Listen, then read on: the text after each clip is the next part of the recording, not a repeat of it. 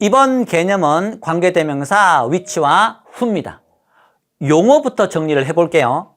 위치랑 who를 관계대명사라고 합니다. 관계대명사 바로 앞에 있는 명사를 선행사라고 해요.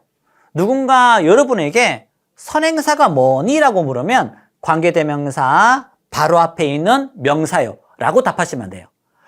관계대명사 바로 앞에 있는 이 선행사는 사람과 사람이 아닌 거, 비사람 이렇게 두 가지로 나눌 수가 있는데 사람일 때는 관계대명사 who를 쓰면 되는 거고 선행사가 사람이 아닌 비사람일 때는 관계대명사 which를 사용하시면 됩니다. 이 관계대명사부터 요 마지막까지 요 부분을 관계대명사 문장, 관계대명사 절 이렇게 표현하거든요.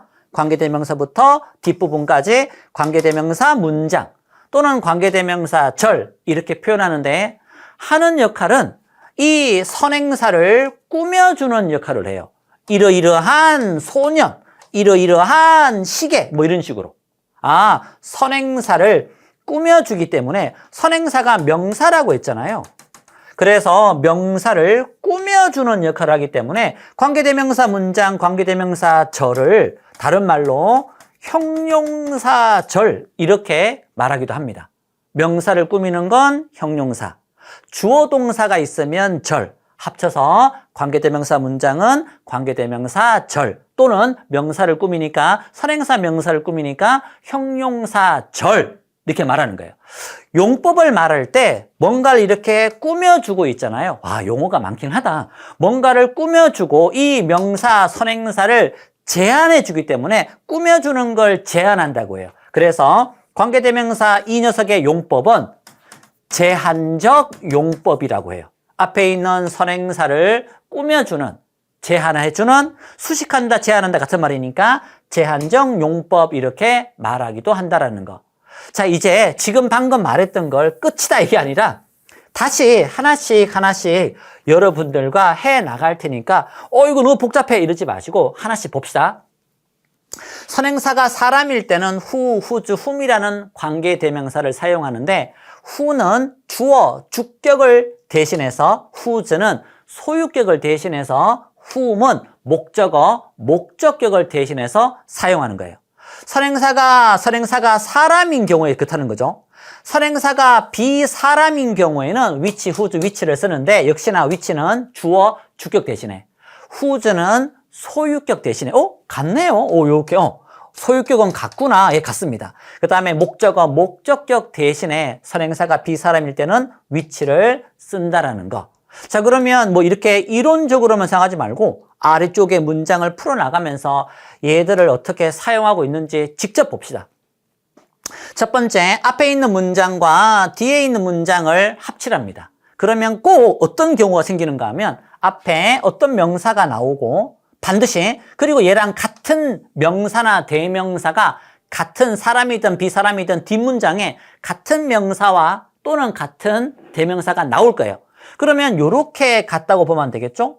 쌤, 줄리는 여학생 이름이니까 더 보이는 소년이잖아요. 그래서 얘랑 같진 않고. 그러면 이제 명사와 얘를 나타내는 대명사나 명사 똑같은 게 뒤에 나왔잖아요. 그럼 이제 뒤에 요 있는 명사나 대명사 똑같은 명사나 대명사를 지우고 쓰는 거예요. 오늘 개념, 용어 정리하는 거. 그리고 딱 하나의 개념을 추구한다면 뒤에 문장에 똑같은 명사나 대명사를 지우고 관계대명사를 쓴다. 이 부분이 진짜로 중요합니다. 지우고 쓴다. 똑같은 뒷부분을 지우고 쓴다. 그래서 he 대신에 who를 쓰고 남아있는 글자 fell in love with Julie는 그대로 사용하시면 됩니다. 그러면 얘가 관계대명사잖아요. 관계대명사 바로 앞에 있는 the boy가 선행사라고 하는 거고 얘가 he였고 요 he 대신에 주어, 주격 대신에 who라는 걸 썼구나. 요런 관계. 그리고 관계대명사부터 요 뒤에까지가 요 선행사를 꾸며주는 제한적 용법의 역할을 하며 명사를 꾸미니까 이 관계대명사부터 요까지는 관계대명사 문장, 관계대명사 절, 형용사 절, 명사 꾸미는 건 형용사니까 이렇게 표현하기도 한다라는 거. 자, 또 똑같습니다. 나는 한 소년을 알고 있어. 이거는 뭐 줄리랑 사랑에 빠진 그 소년이 바로 얘야. 이렇게 사랑에 빠진 소년 이런 식으로. 이 소년과 똑같은 대명사는 his예요. 아빠랑 똑같은 게 아니라 그 소년의 아버지니까 이 단어와 his까지만 같은 거예요. 자, 그러면 앞에 있는 명사와 뒤에 똑같은 명사나 대명사가 나왔잖아요. 그러면 얘를 어떻게 한다? 지우고 쓴다니까. 핵심은 뒷문장에 똑같은 명사나 대명사를 지우고 쓰는 게 진짜 중요한 부분이에요. 이거 소유격이잖아요. 그래서 whose라고 하는 소유격을 쓰고 주어, 주격, 소유격은 whose라고 쓰고 남아있는 father부터 이 doctor까지는 그대로 쓰면 돼요. 관계대명사부터 마지막까지가 요 선행사를 꾸며주는 제한적 용법의 역할을 하고 있어요. 아버지가 매우 유명한 의사인 그 소년 나 알아 이렇게 되겠죠. 관계대명사 앞에 있는 명사 the boy가 선행사며 the boy랑 같은 게 his고 his 대신에 관계대명사 whose를 썼군. 뭐 이런 부분들이 차근차근 정리가 되면 되는 거죠. 세 번째, 계속 반복돼요. 얘가 그 소년이야. 줄리는 그 소년을 좋아해. 근데 줄리는 여학생이라 보면 되는 거니까 이렇게 갖다 봐야 되잖아요. 자, 그러면 얘를 지우겠죠. 지우고 쓴다라고 지금 몇 번째 반복하고 있는 거니까 목적어, 목적격이니까 이렇게 whom이라고 쓰는 거예요.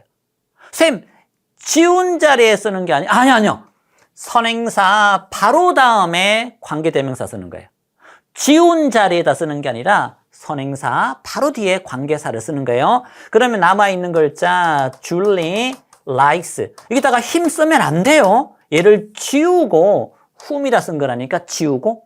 자, 그러면 이 the boy, 이 관계대명사 바로 앞에 있는 the boy가 선행사고 얘랑 같은 게 힘이었으니까 이렇게 되겠죠. 그 힘 대신에 누굴 쓴 거다? whom을 쓴 거라고 보시면 되는 거죠. 그리고 얘는 주격, 얘는 소유격, 얘는 목적격인데 목적격일 때는 뒤에 이렇게 주어 동사가 나오겠죠? 주어 동사 목적어인데 목적어를 지우고 관계대명 쓴 거니까 목적격일 때는 주어 동사가 나오고 소유격은 명사 앞에 쓰는 거니까 소유격은 명사 앞에 나올 거고 주어 다음에는 동사가 나와야 되는 거니까 주격 관계사 뒤에는 동사가 나오겠죠? 주어 동사. 명사 앞에 소유격. 목적격은 목적격은 주어 동사 여기에 목적어였을 테니까 목적어를 지우고 쓰는 거니까 목적격은 뒤에 주어 동사가 이렇게 나올 거라는 거. 이게 이제 여러분 눈에 보이셔야 돼요. 그리고 목적격 관계 대명사는 생략이 가능해요. 그럼 목적격이 어떤 게 목적격이야? 관계사 뒤에 주어 동사가 나왔을 때 목적격이야 라고 판단되고 이때는 생략 가능하고 마지막으로 whom은 현대 영어에서 이렇게 whom을 who라고 쓰는 경우도 많아요. whom을 who라고 쓰는 경우도 많다라는 거. 근데 여기는 관계대명사 앞에 콤마가 없잖아요. 이렇게. 콤마가 없어요. 맞죠? 그런데 콤마가 나오는 경우가 있어요. 콤마가 나오는 경우가 이렇게 있습니다. 관계대명사 앞에. 요런 건 비제한적 용법이라고 해요. 제한적 용법은 명사를 꾸며주는 거잖아요. 선행사를 꾸며주는 거잖아요. 콤마가 있는 건 꾸며주지 못해요. 그래서 제한적 용법이 아니다라고 해서 비제한적 용법이라고 해요. 근데 서점에 판매하는 책들, 문법책 속에는 비제한적 용법이라는 용어보다 계속적 용법이라고 하는 용어가 대부분일 거예요. 이 비제한적 용법은 똑같은 게, 같은 용어가 계속적 용법이라는 용어로 나올 겁니다. 그게 비제한적 용법이에요. 그러면 이 콤마 다음에 관계대명사는 이 선행사를 꾸며주려고 온 게 아니니까 비제한적 용법이잖아요. 다른 말로 계속적 용법이잖아요.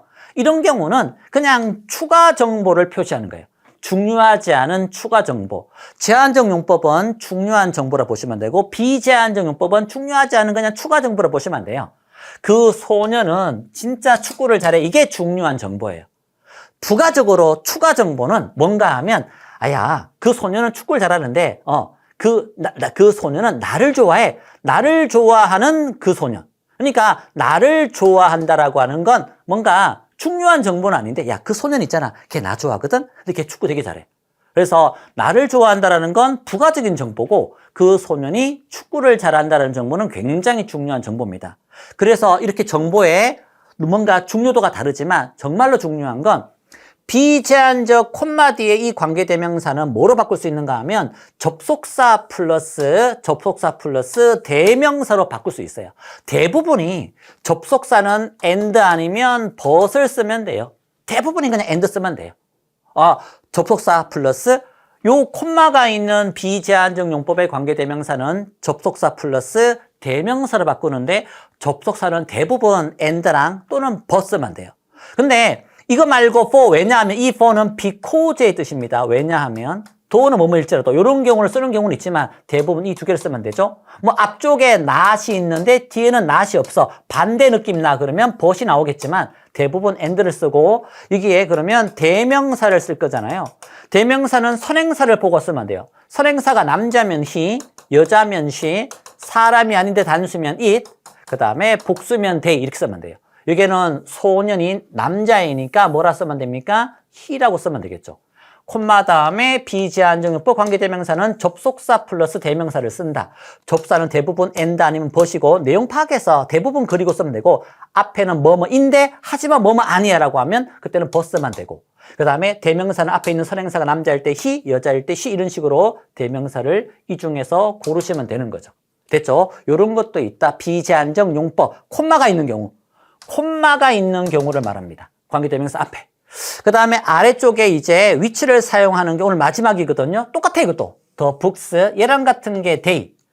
뒤에 뭐 얘랑 같은 게 없잖아요. 책을 나타내는 게 없잖아요. 그러면 얘를 지우고 쓰는 게 핵심이라고 했죠. 비사람이니까 which, have, 뒤에 stories까지 이렇게 써주시면 되겠네요. 그리고 관계대명사부터 마지막까지가 선행사를 꾸며주니까 제한적 용법, 콤마가 없는 경우. 됐죠? 그 다음에 이 책들, 그 다음에 그 책의 표지, 요 책과 그 책의 표지, 커버는 표지란 뜻이에요. 요렇게 갔잖아요. 책을 나타내는 대명사가 대어니까. 그러면 요걸 지우는데 이게 대어가 소유격이잖아요. 그래서 whose 소유격, 대어가 소유격이니까 표지 뒤에 부분부터 그 다음에 인상적인 감명 깊은 impressive까지는 마지막 이렇게 써주면 되겠죠. 표지가 인상적인 그 책들이야 이렇게. 그래서 재미있는 이야기를 가지는 책들이야 뭐 이렇게 보면 되겠죠. 그 다음에 요 책과 나는 사람이니까 같지 않고 그것들이 복수니까 이렇게 복수니까 같다 보면 되겠죠. 그럼 이걸 지워야 된다니까 지우고 비사람 선행사니까 which 남아있는 글자 I, bough는 그대로 them이 어디 갔어? 라고 물으면 them을 지우고 which를 쓴 거야 라고 답하시면 되죠. 지우고 쓴다 너무 강조하고 있는데 머리에 여러분 눈에 각인이 되었으려나 모르겠네. 그리고 보세요. 주격일 때는 뒤에 동사가 나오고 소유격일 때는 명사가 나오고 목적격일 때는 똑같은 위치여도 얘가 목적격이다 판단할 수 있는 건 뒤에 주어 동사가 나온다는 거예요. 주어 동사 목적어였는데 목적어를 지우고 쓴 거니까 목적격은 뒤에 주어 동사가 나올 겁니다. 이걸 왜 판단할 줄 알아야 되느냐? 목적격 관계대명사는 생략할 수 있거든요. 그런 이유 때문에 얘 주격이야. 동사가 바로 다음에 동사가 나오잖아. 이거 소유격이야. whose니까 소유격이야. 뒤에 명사가 나오잖아. 이거 목적격이야. 왜? 뒤에 주어 동사가 나오잖아. 무슨 격인지도 이해할 줄 알아야 됩니다. 정리하자면 선행사 뒤에 관계대명사를 쓴다. 선행사가 사람일 때는 who, 비사람일 때는 which, 그 다음에 whose, which 이런 걸 변형해 쓰는데 주격일 때는 동사가 나오고 소유격일 때는 명사가 뒤에 나오고 목적격일 때는 뒤에 주어 동사가 나오는데 목적격 관계대명사는 생략할 수 있다. 이런 내용들을 하나하나씩 정리하시기 바랍니다.